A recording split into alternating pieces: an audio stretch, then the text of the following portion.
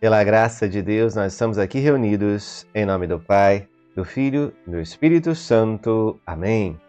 Inspirai, Senhor, as nossas ações e ajudai-nos a realizá-las, para que em vós comece e termine tudo aquilo que fizermos. Por Cristo, Senhor nosso. Amém. Santa Maria, Mãe de Deus, rogai por nós. Vamos juntos, meu amado irmão, minha amada irmã, refletir a palavra de Deus nesse dia de hoje, 7 de abril de 2025, estamos na quinta semana da Quaresma. Nós temos aqui a primeira leitura retirada da profecia de Daniel. É o capítulo 13, na versão mais longa, porque conta a história completa.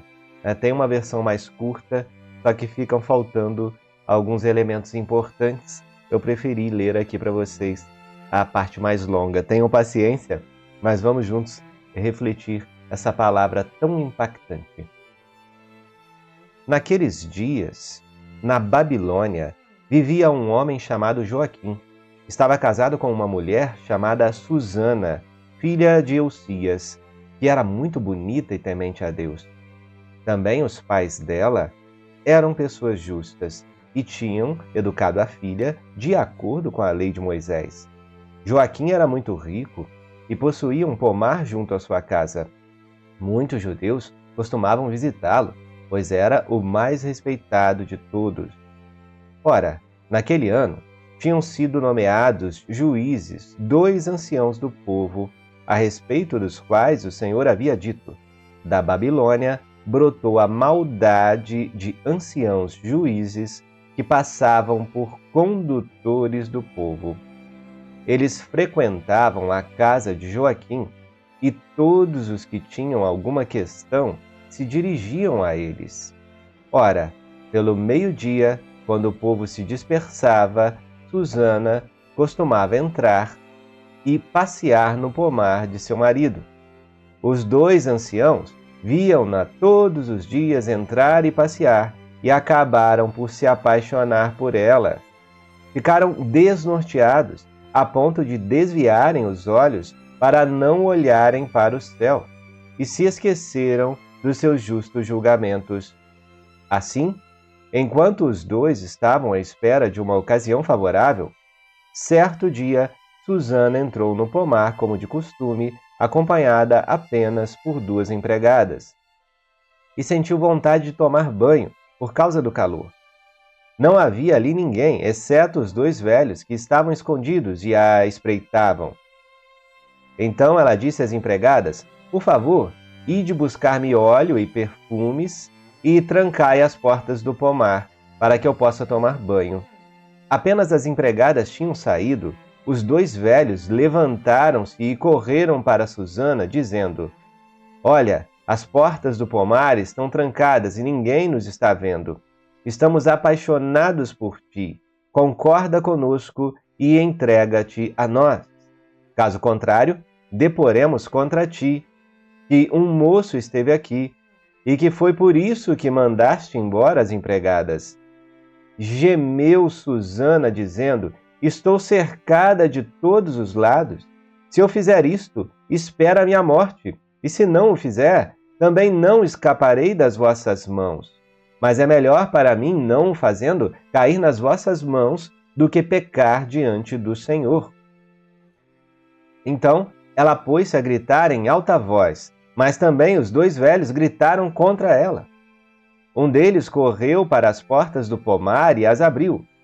As pessoas da casa ouviram a gritaria no pomar e precipitaram-se pela porta do fundo para ver o que estava acontecendo. Quando os velhos apresentaram sua versão dos fatos, os empregados ficaram muito constrangidos, porque jamais se dissera coisa semelhante a respeito de Susana.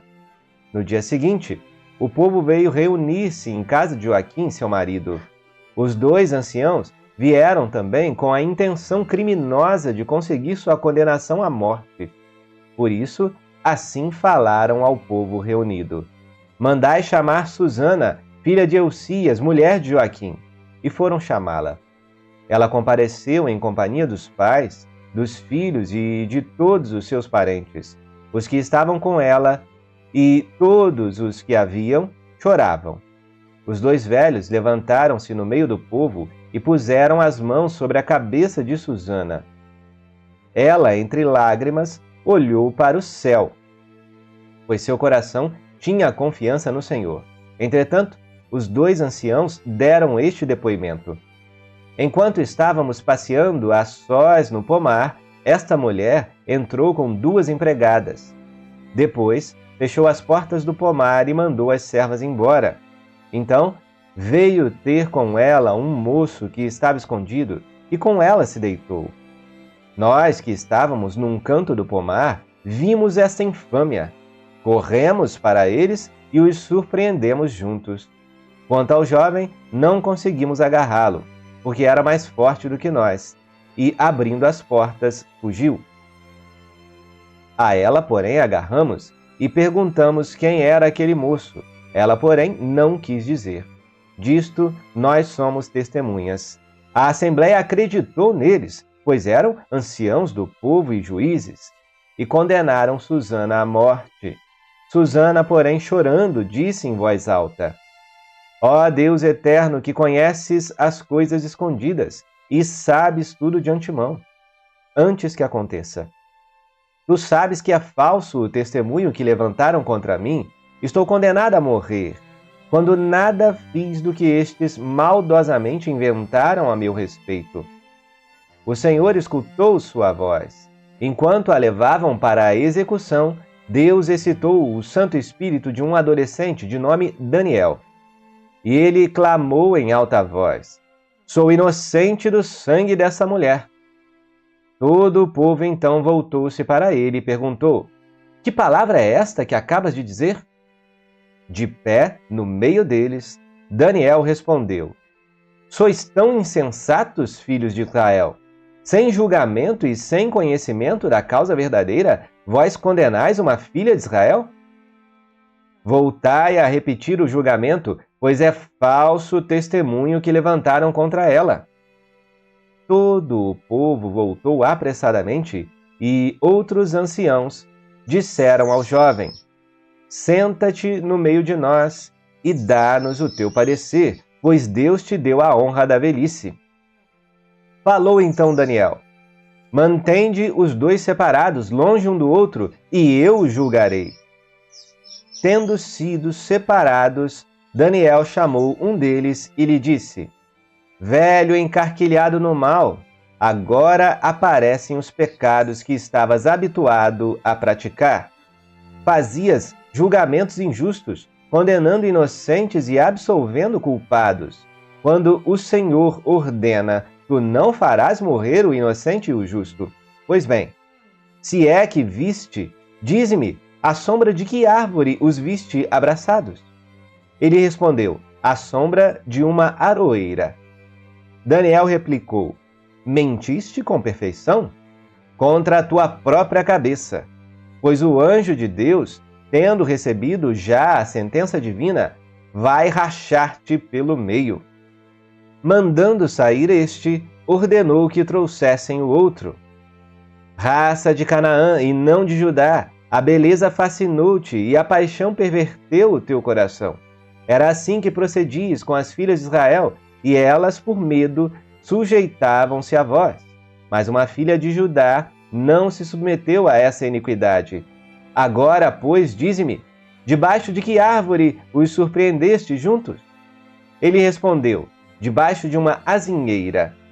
Daniel retrucou: também tu mentiste com perfeição, contra a tua própria cabeça. Por isso, o anjo de Deus já está à espera, com a espada na mão, para cortar-te ao meio e para te exterminar. Toda a assistência pôs-se a gritar com força, bendizendo a Deus, que salva os que nele esperam.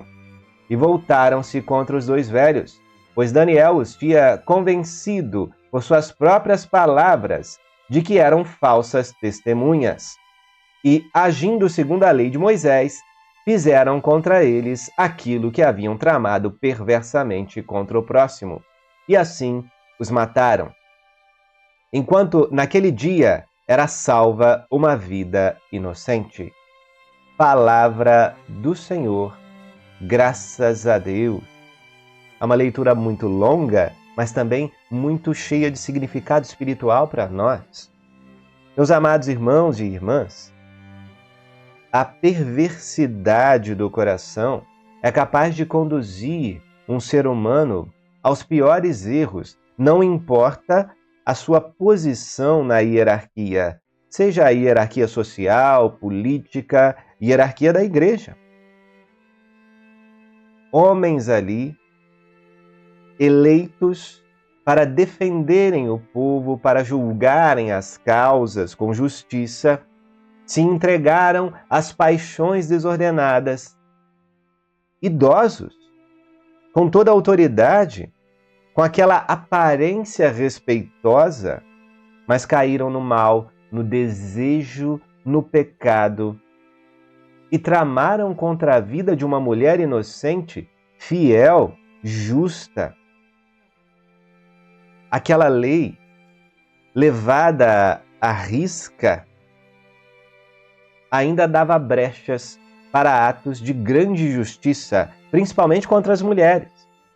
A palavra de uma mulher inocente e justa estava valendo menos do que a palavra de 2 homens da lei injustos, iníquos, pecadores, levados pelas suas paixões desordenadas.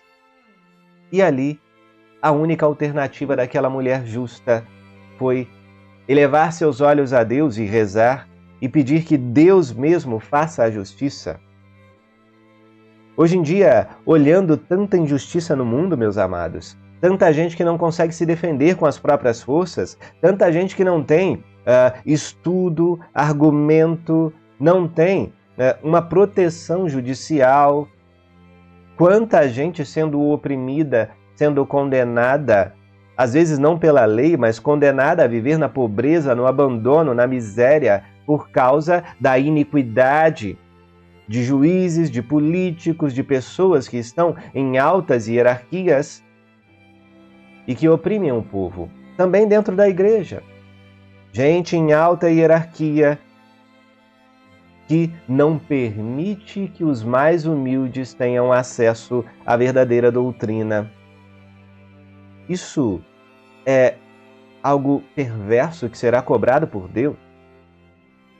Assim como ali Deus levantou um profeta, os justos profetas são sempre levantados por Deus em tempos de injustiça para denunciar o mal, para desmascarar aquilo que está escondido e enganando a maior parte da população. Porque geralmente sim, o mal engana demais e engana a maior parte da população. Também hoje, e a gente percebe que no tempo oportuno a justiça de Deus se manifesta plenamente. Mesmo que aqui na Terra ainda haja uma certa falha moral, humana, muito pecado, a plenitude da justiça de Deus nós conheceremos no céu, nós conheceremos na eternidade. Aí sim, nós veremos como Deus vai separar esses injustos, perversos pecadores dos justos, sofredores, oprimidos. Deus sempre vem em socorro.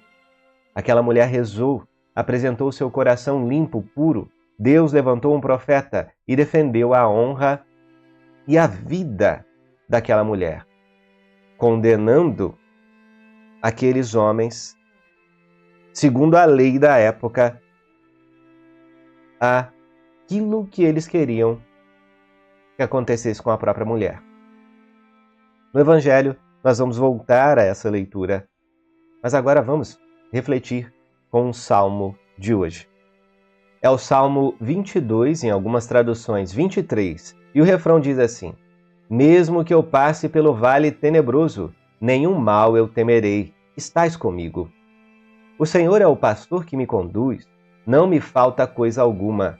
Pelos prados e campinas verdejantes, ele me leva a descansar. Para as águas repousantes me encaminha e restaura as minhas forças. Ele me guia no caminho mais seguro, pela honra do seu nome. Mesmo que eu passe pelo vale tenebroso, nenhum mal eu temerei, Estais comigo com bastão e com cajado, eles me dão a segurança.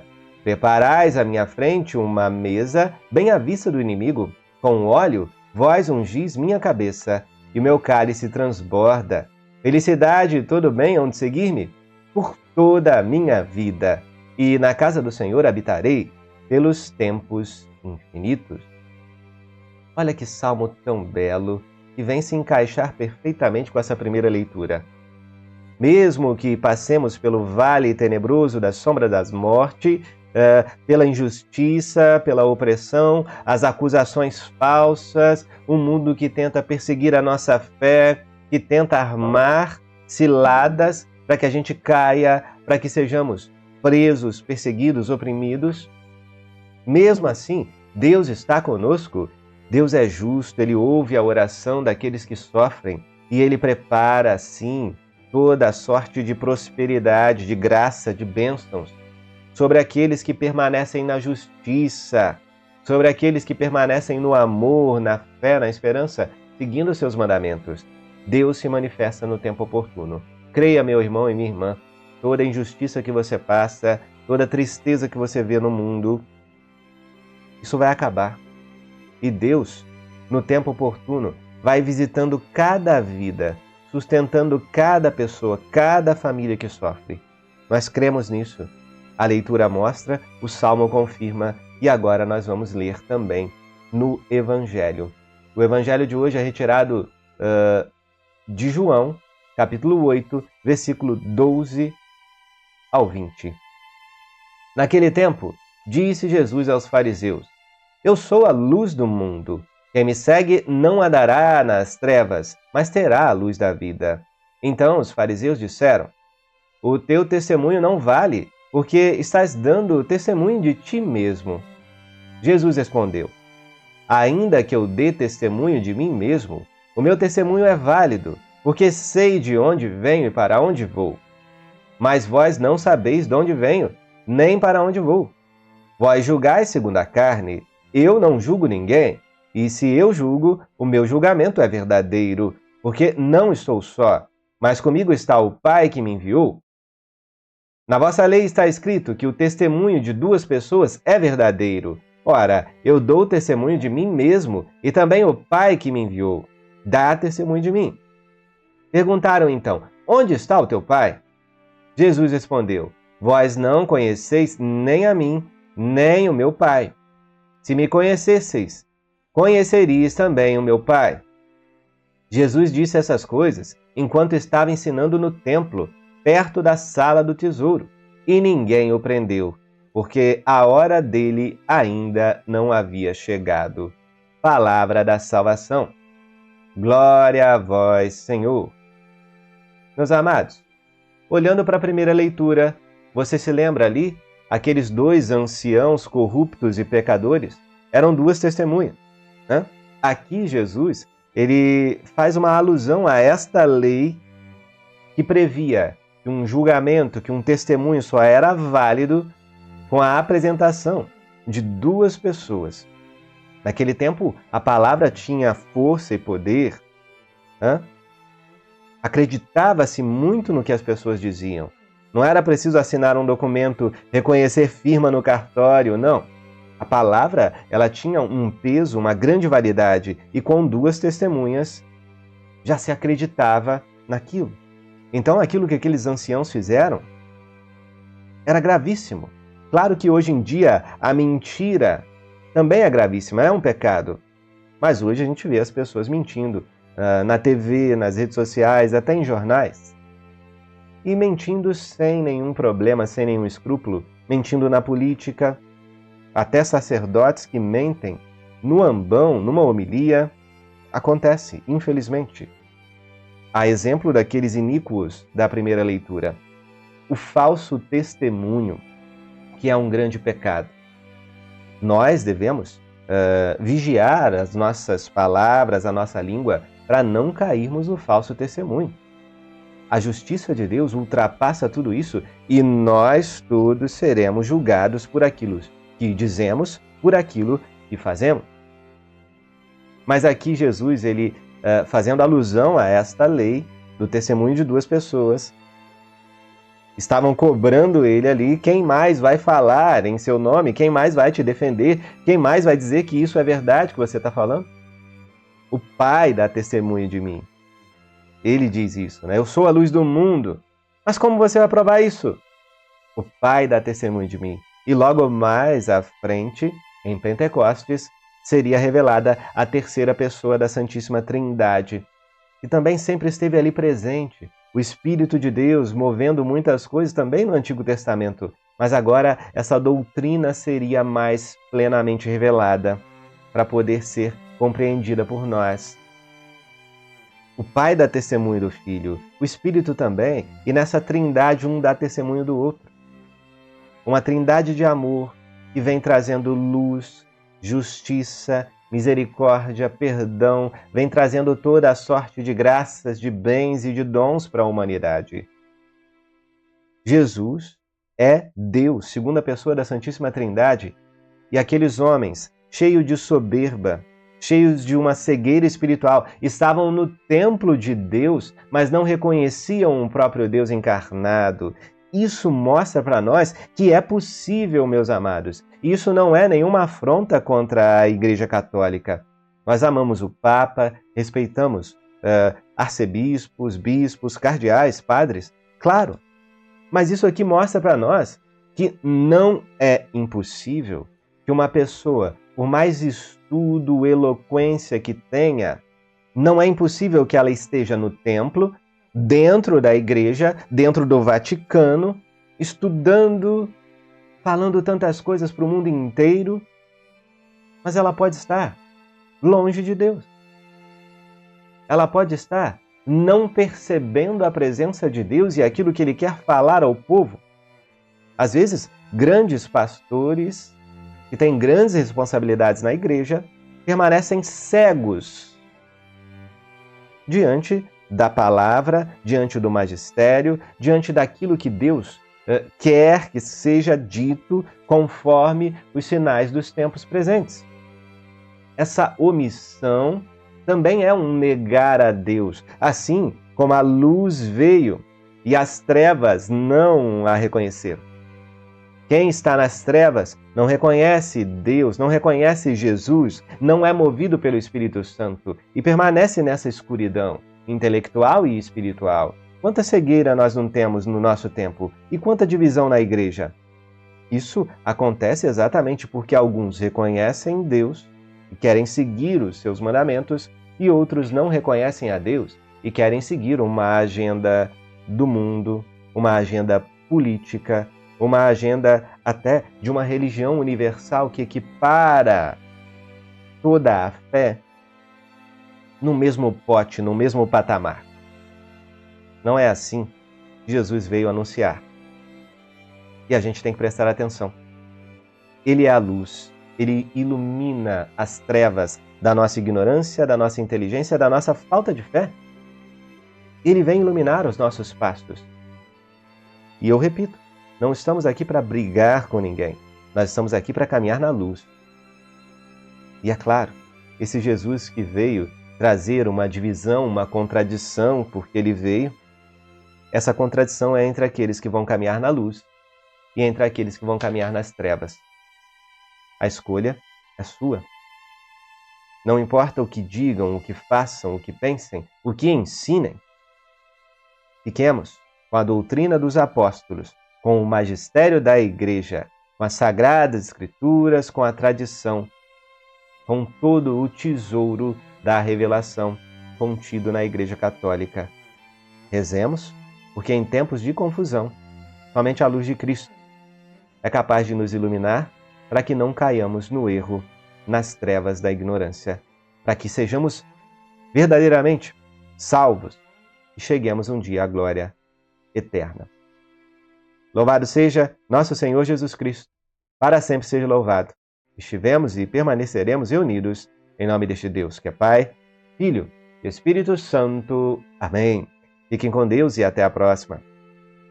Espera aí, não vai embora. Na descrição desse vídeo tem um convite para você, um link especial para que você participe da nossa jornada bíblica. Se você gostou dessa reflexão da palavra, Vem para a nossa jornada bíblica, vamos aprender com a palavra de Deus. Tem uma comunidade de pessoas que está estudando conosco. Descubra como entrar na nossa jornada bíblica. Você pode escanear esse QR Code, você pode clicar no link da descrição e participar conosco nessa jornada que vai mudar a sua vida. É um convite especial para você. E você que está acompanhando a liturgia dentro da jornada bíblica, aproveite todos os espaços, vá na comunidade, deixe o seu comentário abaixo desse vídeo e vamos cada vez mais movimentar este lugar de pessoas que querem amar mais a Deus. Um abraço para todos vocês. A gente se vê cada vez mais na jornada bíblica.